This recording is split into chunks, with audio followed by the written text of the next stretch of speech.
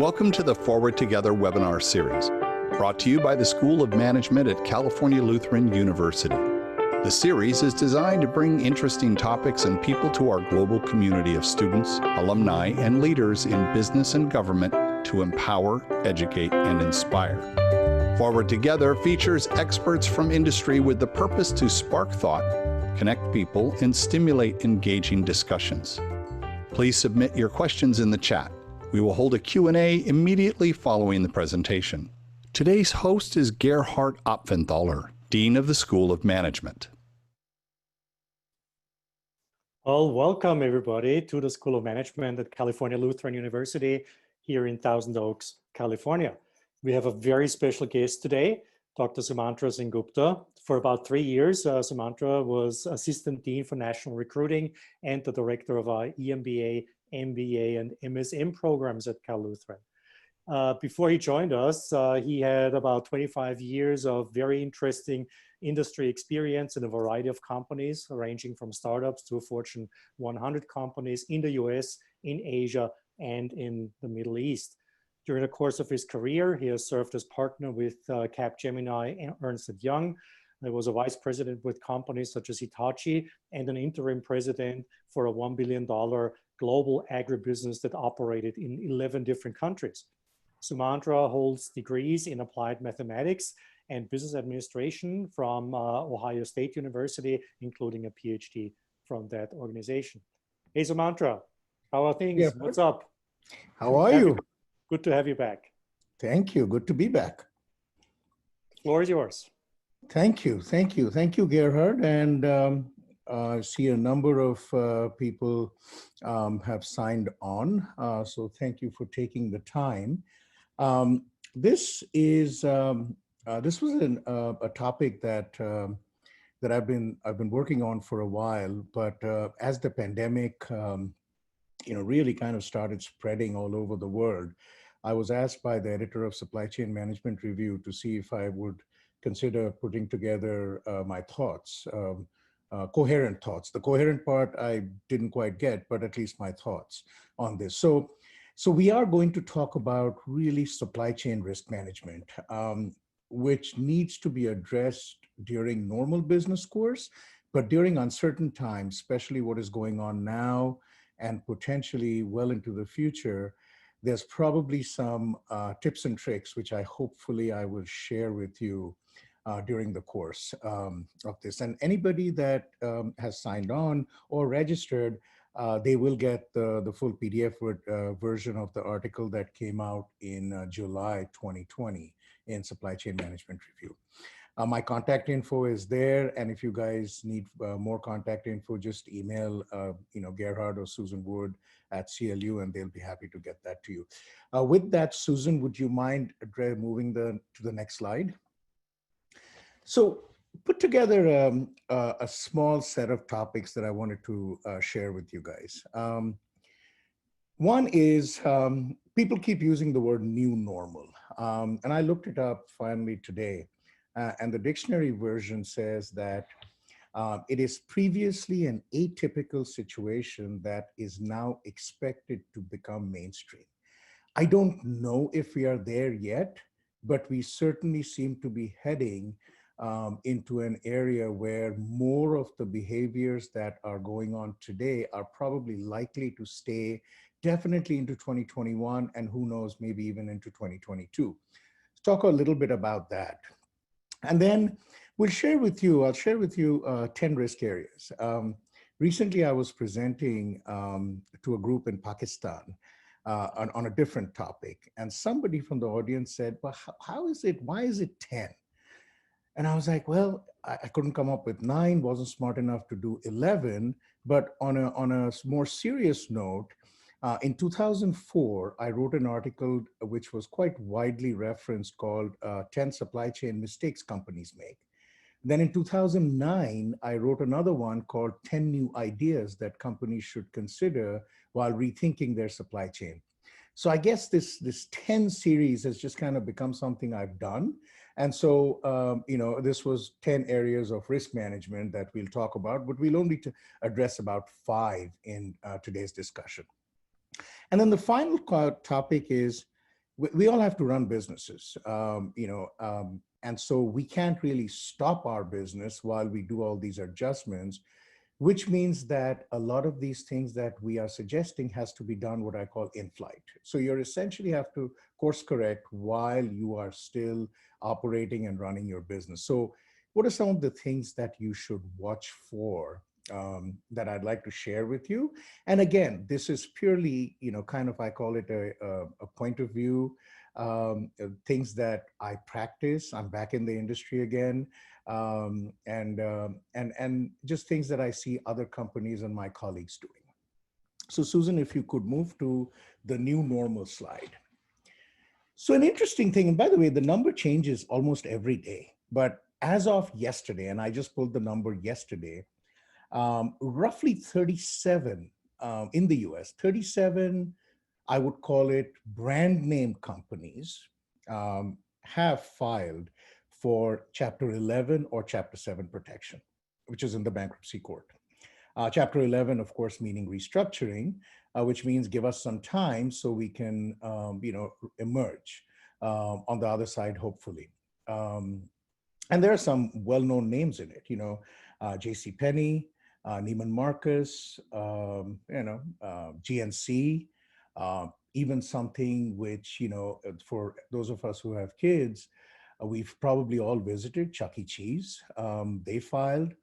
And these are just the companies that are advertised that have filed, the big ones. The smaller ones, there are a whole host of other small businesses and mid-size that have not even gotten the press. Now, one could argue that some of these companies, the business models were under question. They were already teetering. And so this was one thing that just pushed them over the edge. But having said that, most of the filings have attributed the pandemic of COVID-19 to their bankruptcy filing. At the same time, and it's not a one-for-one overlap, in fact, there's not a lot of overlap, 10 pretty high-profile CEOs have stepped down during the pandemic, and it's counting. And we keep track. I do keep track. Not that I keep track of CEO departures, but the fact is, some notable ones. You kind of go, wow, interesting. I wonder if that was a planned succession plan or if it was just something that happened. Every one company that is not on the list, I don't know if you guys have followed that, but the CEO of Clorox became the chairman of the board, and Clorox assigned a new CEO. Now, could have been a planned succession move on that part. However, having said that, as you guys probably know, anybody that has made a mad rush to pick up disinfectants or bleach and has found the message out of stock, not available, their stock has done well, there's clearly, some element of a move in that company as well. McKinsey and Company, they seem to write about everything. God bless them, good firm. I've competed against them quite a bit. They recently wrote one where they estimated that 30 million jobs in the US were vulnerable due to COVID-19. And their prediction was that over 40% of small businesses had to shut down temporarily. Now, some have reopened, have to shut down again during the peak. But the interesting statistic is in that same article is that only 1.8% of those businesses completely shut down. So businesses are resilient. We know that. Business owners, especially small business owners, tend to be very resilient. In fact, if you want to learn how to run a big company, you should first run a small company because then you'll have to deal with everything that can go wrong and does go wrong. It's pretty common to read about office headquarters being sold off. I think REI made an announcement that they're going to be selling a bunch of their office headquarters. If my memory serves me right, Xerox, I think, also made a similar announcement. And it's pretty common that companies have asked their employees to stay away till mid-2021. And in fact, these days, if you are out in the job market, it's a pretty common question is being asked is, do you feel comfortable to come into a physical place of work? Well, that probably wasn't a question that was on any recruiter or manager's mind even a few months ago. Now, what happens when these things, pandemics happen? Pandemics don't happen all the time. However, when it happens, brick and mortar institutions, and they have established business practices, they flip a switch because for them, it means let's go virtual. And unfortunately, in this case, a lot of people ended up, I call it Zooming. It's become a verb. And I don't know if you guys saw, but Zoom announced really good earnings. Stock went up 41% yesterday, came down, or 2 days ago, came down about 7% after hours trading today. People just said, okay, we'll just move everything to Zoom. And not to pick on higher education because that's just not fun. But I have two boys that go to university today, and I heard them talking to their friends this weekend. And they were like, oh, yeah, we got to figure out how we have to get to Zoom University. So, the fact is, some of these processes and the system, we have to keep it going. We have taken it virtual. But what we forget is by nature, unless your business process was built from ground up to be virtual, which many business processes were not, you can't just flip an E switch or a Zoom switch and expect that the world will just conform to the new rules. By nature, and coming from me, trust me, people who know me, especially people listening in on the session, I saw a number of names of people that have worked with me and know me. We tend to be very social. We tend to be social, very social, face-to-face interaction, random pop-ins. I think, when I actually worked for Gerhard, I hate to say I worked for him. I think maybe he worked for me, but we'll leave that alone for now. I think we got more done when he would pop out of his office into my office, which was just literally across the hallway, and we would, have a conversation. Spontaneity does have a very large element in our business process right now. Now, having said that, we are where we are. Supply chains, especially physical supply chains, continue to operate, especially if you were classified as an essential business. But around the supply chain, there is the entire people process supply chain or the knowledge supply chain that has to be there to support it. That has gone virtual, had to go virtual in most cases. And that has added yet another element of risk to what we have to manage in this globalization process that has gone through. So, not sure that we are in a new normal. All I know is that the way we did business yesterday, or the way I did business even in February, when I sat and had dinner in the Valley with one of my close friends who's an agent, has worked as an agent for me in Shanghai. And then he flew back. And 2 weeks later, I called him. I said, hey, are you okay? He goes, yeah, I'm fine. I'm in Shanghai. This is something that is just happening in Wuhan. So even in China, there was an element of this is a locally controlled issue and that not to worry about. And this was just as I think I met him mid-February, of course, then the world changed since March. So business is not going to go back to normal. We are in somewhat of a paradigm shift, which means supply chains will need to shift. And the next few slides, I'm going to talk about some ideas on what supply chain is going to look like. So Susan, if you would advance the slide. I think we've talked about the 10 risk areas or why I picked the 10. So we can just go right into the agenda for the next slide, please. Okay, these ideas and how business will change. When you read the full article, I actually take a second slice of it in which I said, okay, idea X has more applicability if you're in the product sector versus services sector, because we all know product supply chains and services supply chains tend to look different. In this particular one, I've kept it generic, and I picked about 5. because when Gerhard read my initial presentation, he said, too much topic, too much content, just, kind of take some of it out. I was like, fine.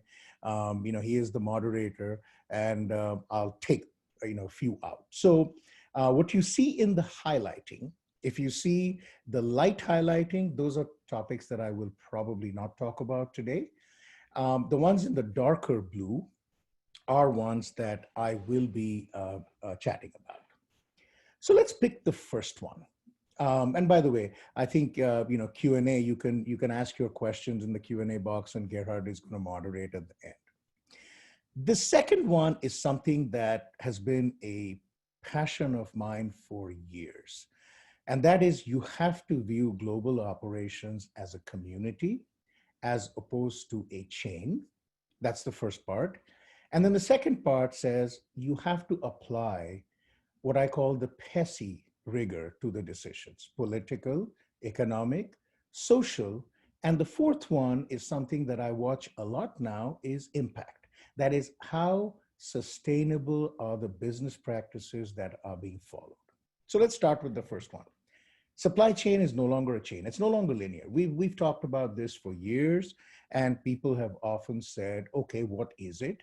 I've always said it's an extended community.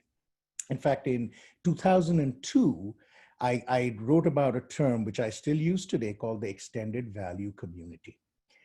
If you think about your supply chain, no matter which company you're working on, chances that you're vertically integrated are low, which means you're relying on partners. And in the case of supply chains today, most supply chains, or many, have gone global, right? We took it global. And the reason we took it global is big, and I've done it myself. So I've been just as much an enabler as I am speaking about the pros and cons of it. Arbitrage opportunities drove many business decisions to take physical supply chains out of North America. We know that. I mean, at the end of the day, that was something that has been going on for the past 20 years. If you pop into a region called Shenzhen in China, you will see the number of manufacturing entities that are serving US businesses. And it's not just Shenzhen, it's not just US businesses. European companies have done the same thing. The fact is, arbitrage and the ability to tap into a supply chain where the lead times were not as bad. The lead times are still about 3 weeks, and especially on special items, it could go as much as 6 or 7 weeks. People took that plunge. Now, what happened when you took the plunge? Unfortunately, most supply chains ended up in one part of the world. Now, there were some, differences. They moved around, but the general supply chain in the physical side did end up mainly in China, some in a few other places, maybe a few in Indonesia. IT supply chains, which is on the service side, whether you like it or not, it did end up in India and has for a while. My suggestion to companies doing it today, and I try to keep political rhetoric out of this, and it's tough in the year when election year. This is an apolitical statement. Our decisions have to factor in the economic, social impact, the political pressures that potentially could come on transparency. Some countries by nature are transparent. Some countries by nature are not. We are not going to change it. We have to adapt. We have to figure out if we are going to accept the lack of transparency, and we have to layer in the impactful business valuation, which means that if arbitrage is giving us a certain value, we have to dampen it with what's the political ramification. We have to dampen it with what's the economic pro in the country you're taking it to, what's the economic con where you're taking it from, what's the social impact, and what's the impact on sustainability. Because global supply chain transparency, especially in the pandemic times, is going to become even more required than it ever has been. So let's make sure that we apply the PESI umbrella onto our decisions. If I go to the next topic, which is, or the next idea, disaster recovery. CIOs, Chief Information Officers, and I served as a CIO for a few years with one company. CIOs are always the ones that, typically, if there's nobody else to blame, well, just blame IT. That's, the normal answer, right? CIOs and anybody, and I know there's a couple of CIOs in the listening in, they'll get a chuckle, but the fact is, disaster recovery was something that every IT professional was supposed to have. It was a book, sometimes many books, depending on which consulting firm you hired, and you were supposed once a year to run through a disaster recovery simulation, which really meant your network got hurt, or, and cyber attacks are happening almost every day these days. Your network, was shut down, or you physically, the location that you were operating for was shut down. I remember years ago when I was in the industry in one of my movements, I had a global instance of SAP. Well, there was a virus that originated from Australia that shut the instance down. For about a day, we had to move to manual ordering process because that was how advanced we had become. So IT professionals have been dealing with disaster recovery for a while. But I would challenge and hypothesize that you can walk into any Fortune 500 company and ask them for their supply chain risk plan across all supply chain areas: plan, buy, make, move, and sell, and serve. Those are your 6 areas, right? That's your traditional supply chain model. I would put my money on the fact that there is no single custodian of the plan. There is no single variation of the plan that has been documented. And for sure, they do not do what I call wargaming, which is, let's simulate what happens if some incident happened. When Gerhard mentioned that I was the interim president of a global agriculture company, and that company dealt with food security all over the world.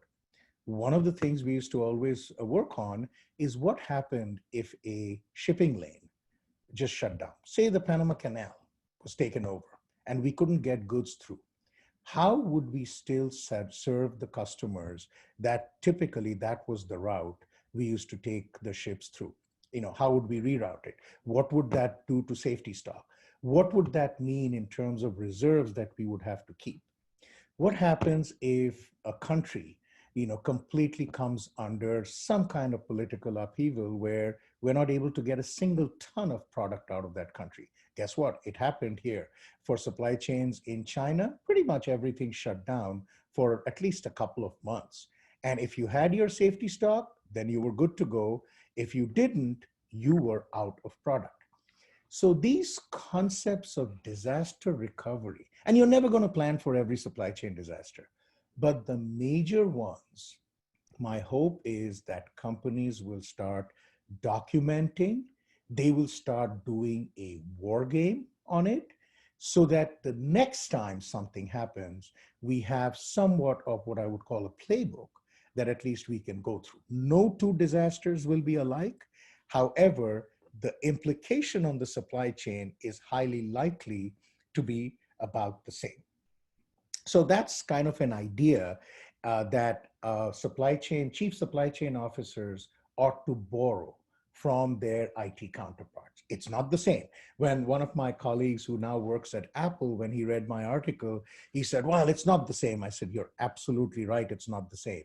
The fact is, I'm suggesting supply chain officers need to come up with a supply chain risk management plan that should be endorsed by the board and at least simulated in parts every single year.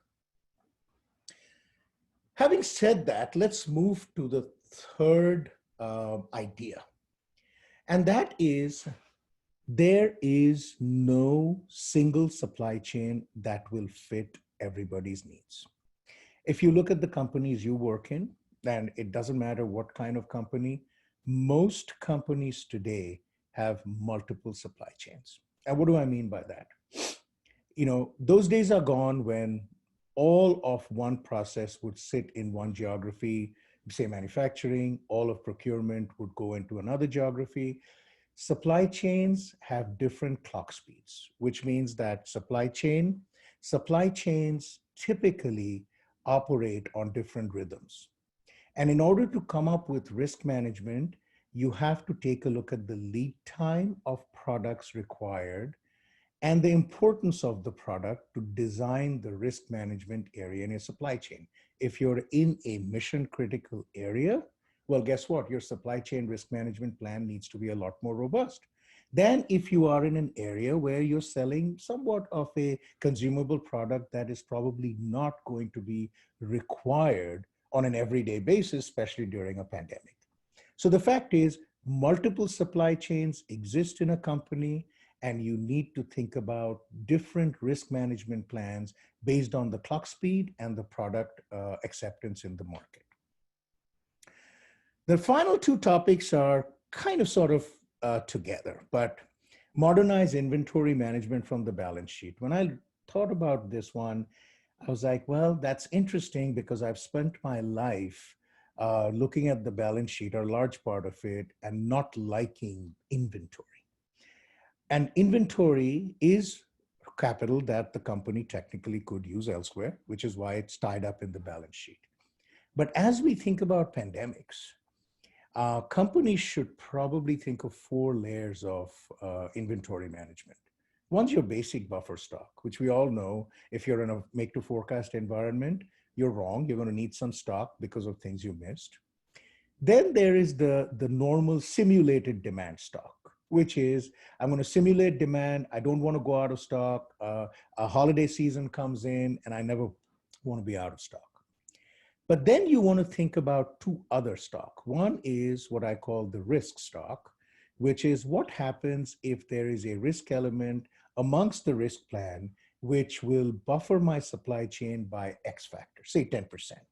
Well, that's a risk stock. And then the final one is what I call the strategic reserve stock, or the catastrophic. All hell breaks loose and I am suddenly out of product and I can't get product out of one of my nodes. What do I do? And I would suggest that supply chain executives segment it, and that the balance sheet should be viewed, because of course, Wall Street views balance sheets if you're a public company. And if your working capital and your return on invested capital numbers are not what they would expect, they tend to penalize you.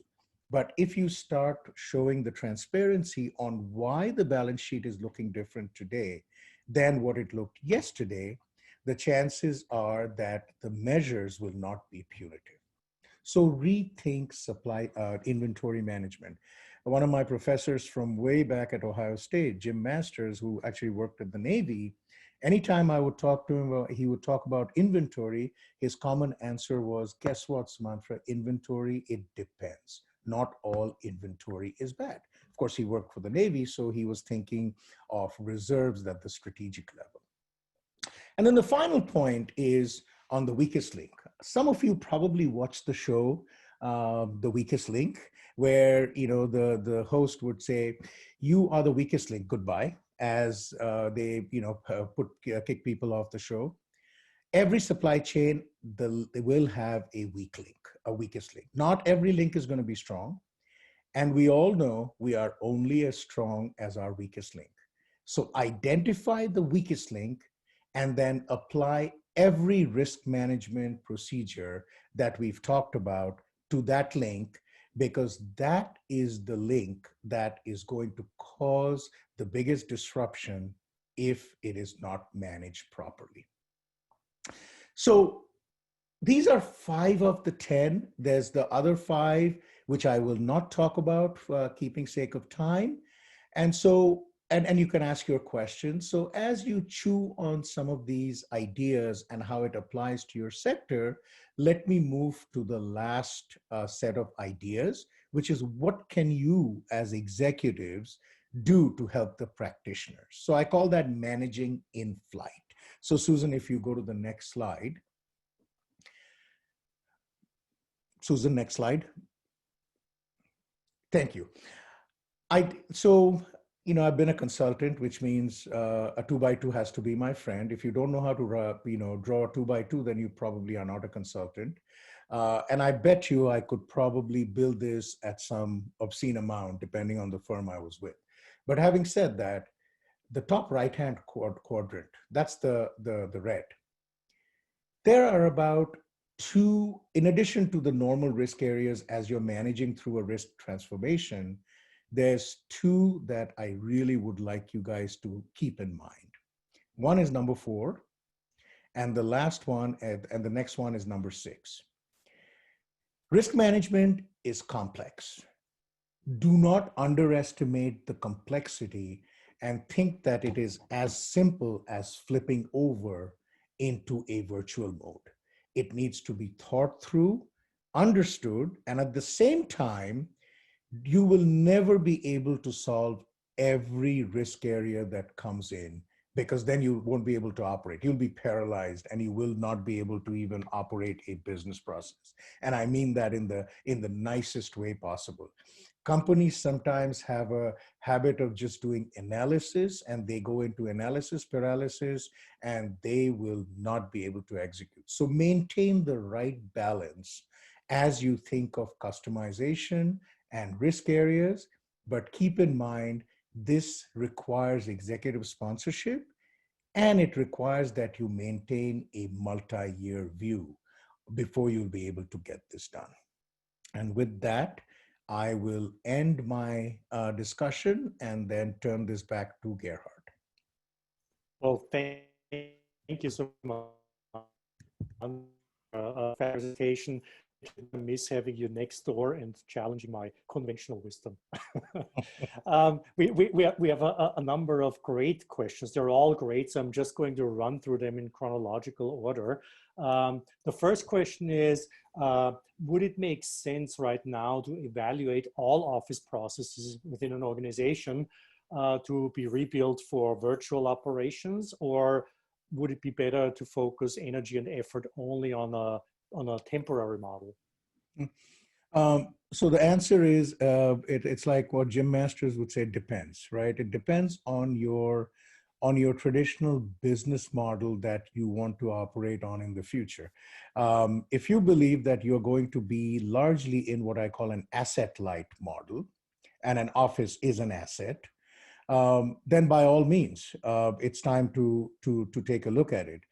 But the flip side is, if the pendulum swings too far into everything being asset light, then the customer intimacy portion, which is extremely important, we all serve customers.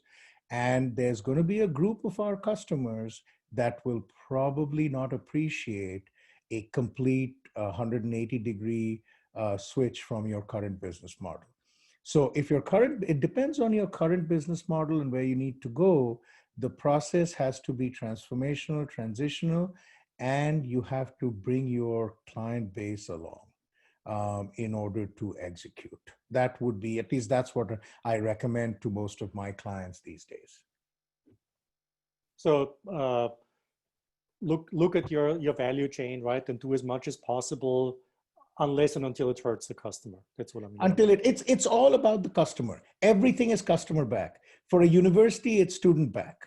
For a physical chain, it's customer back. At the end of the day, the customer is always right. And when in doubt, look at point 1, the customer was right? And so I think, now, if you were built on a virtual concept, then there's no need to change because you were already built on that concept.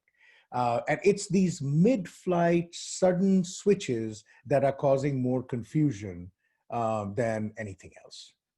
And this is not for you, Sumantra, but maybe just an instruction for Susan. One of the attendees asked if you could please let us have another look at the last slide. That would be wonderful. So thank you very much, Susan. We have another question here is, so given the focus on global emergencies, do you foresee personally a rise in careers for young people in the areas of risk and emergency management? Yes, absolutely. That's already happening. And we are actually seeing that. Unfortunately, it's happening in starts and stops, primarily because a lot of the demand is coming from areas where physically today you can't get to unless you go get yourself quarantined, etc. But I would, my projection is that this area is going to see tremendous growth as we end out the year. Hopefully the vaccines are out, and Q1 2021 will probably see, my projection is we'll see quite a bit of hiring in this area across sectors. And do you see that the educational institutions are actually providing the type of education that opens up these opportunities? Answer is no. I haven't. It's primarily because it's look, most places, take Cal Lutheran. I remember, Gerhard, we generated, launched a whole supply chain series while I was there. It's taught by some amazing practitioners, but we didn't have a kind of a overarching course that was dedicated to risk management, right?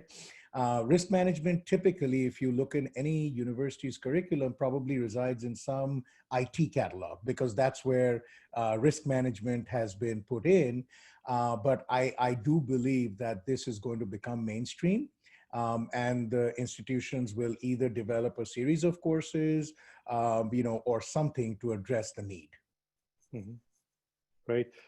We have a couple of questions that sort of touch on the same topic, which is about redundancy in supply chains, right? So the first question comes from a direction of saying that there have been calls of onshoring supply chains more and more, so that we're not exposed to global risk. And the other question is about the desirability of proactive redundancy. So I guess it boils down to the question, have our supply chains become too sophisticated, too efficient, too global? Some companies for sure, right? It's always a spectrum.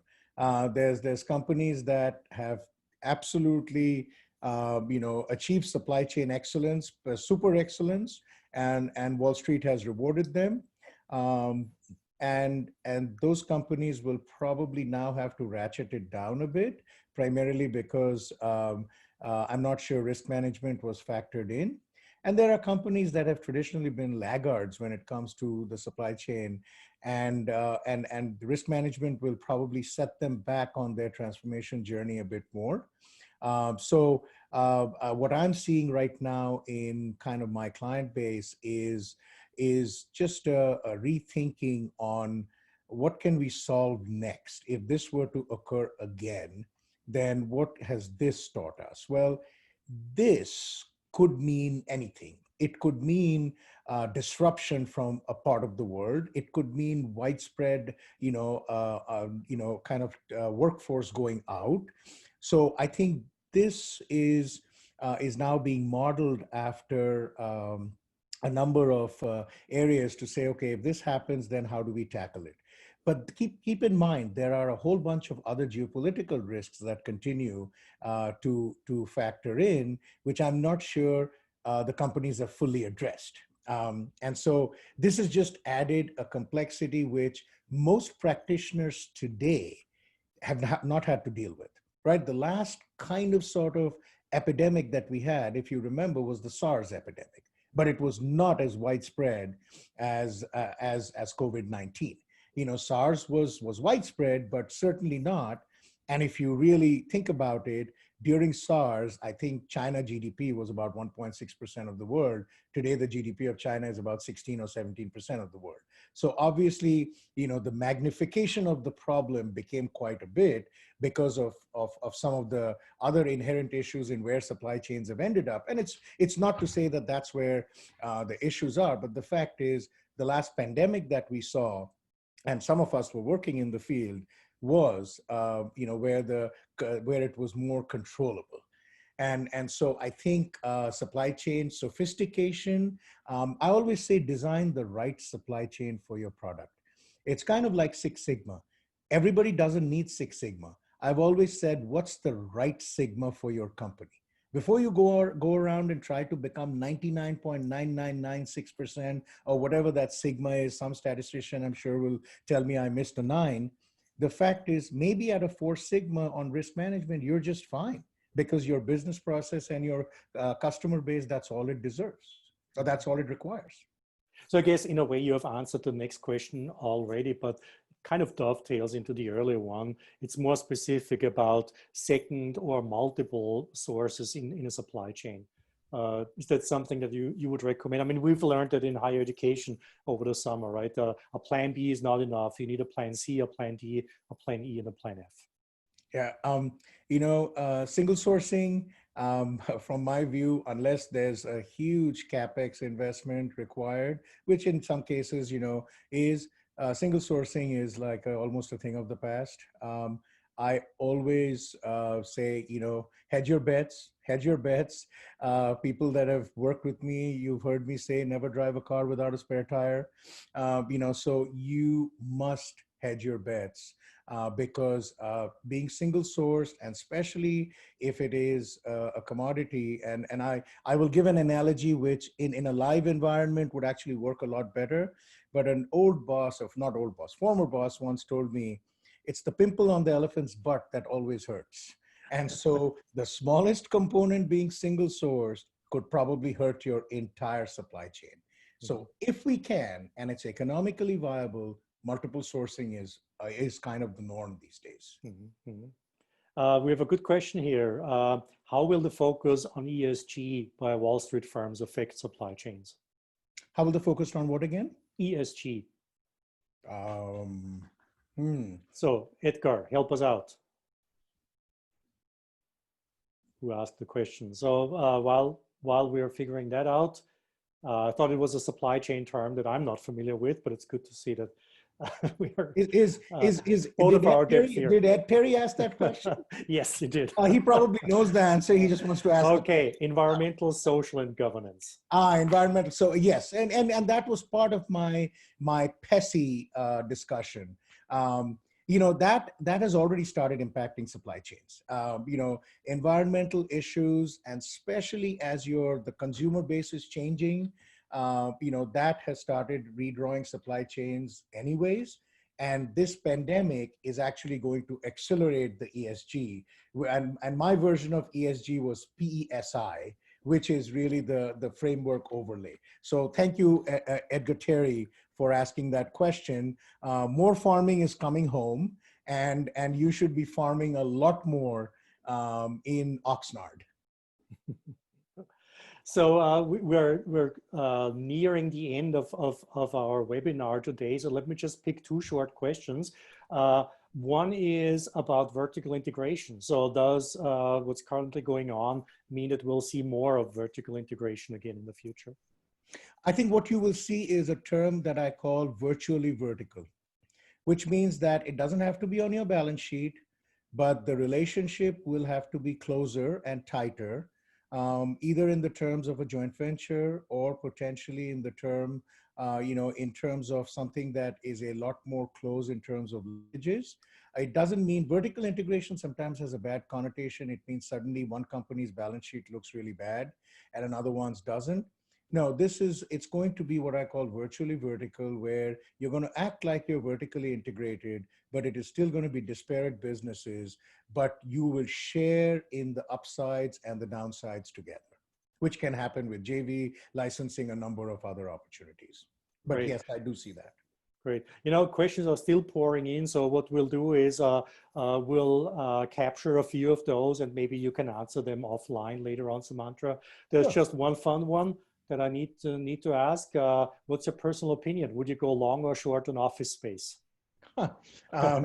So I was interesting. I was chatting with a commercial group yesterday, and they're in New York.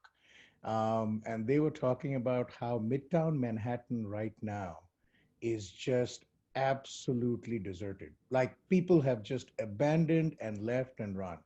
Having said that, I'm not a big fan of that show office space, but it's not, my view, it's not going away. I did, for the short term, walk away from a few REIT investments that I had because I just couldn't stomach the short-term risk that it was exhibiting. But I stayed in some of the REITs that were focused on healthcare, data centers.